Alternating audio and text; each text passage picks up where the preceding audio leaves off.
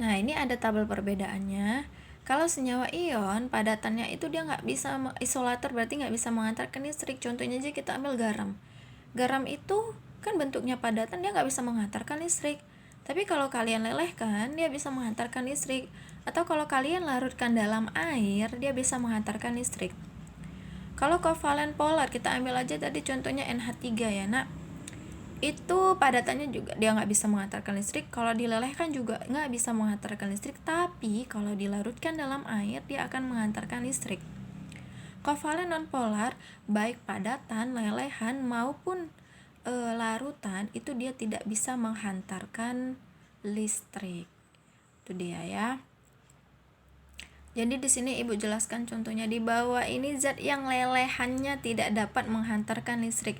Lelehan yang tidak dapat menghantarkan listrik yaitu kovalen polar dan non-polar. Jadi di sini kalian harus cari jawabannya yang mana kovalen polar dan kovalen non-polar. Jadi jawabannya itu nggak usah dipikirkan, tengok-tengok aja. Jawabannya adalah C. Kenapa C? Tadi Ibu bilang senyawa ion itu kan dia konduktor, bisa menghantarkan listrik.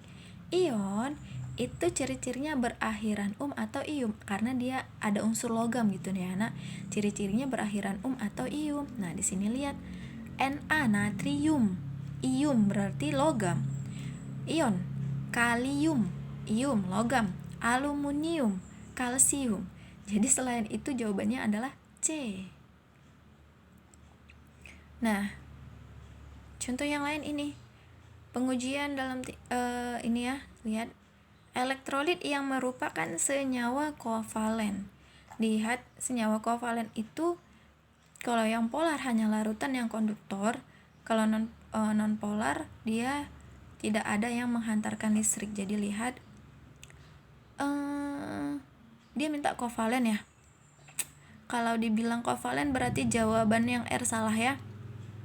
Ini konduktor, padatannya salah karena dia kalau kovalen dia maupun padatan atau lelehan dia tidak bisa menghantarkan listrik. Berarti yang R, yang ada R-nya salah. Berarti antara C sama E itu salah.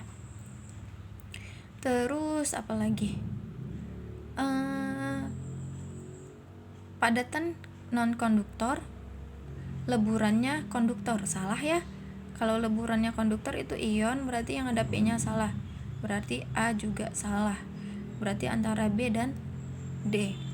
Nah, yang ini Q, padatan non, leburan non, larutan konduktor, ya benar ya. Terus padatan non, leburan non, larutannya buruk. Iya benar, jawabannya Q dan S. Kenapa? Ini pasti kovalen non polar, larutan. Iya dia buruk ya, berarti dia tidak bisa menghantarkan listrik. Jadi jawabannya Q dan S. Kalau yang ini, lampu alat uji elektrolit tidak menyala ketika elektrodanya dicelupkan ke dalam larutan asam cuka, tapi pada elektroda tetap terbentuk gelembung gas. Lampu nggak nyala tapi ada gelembung gas. Berarti dia elektrolit lemah. Yang A salah ya. Dia elektrolit tapi lemah. Ini salah, ini salah, ini salah. Iya, sedikit sekali cuka yang terionisasi karena di pelajaran sebelumnya kalau dia elektrolit lemah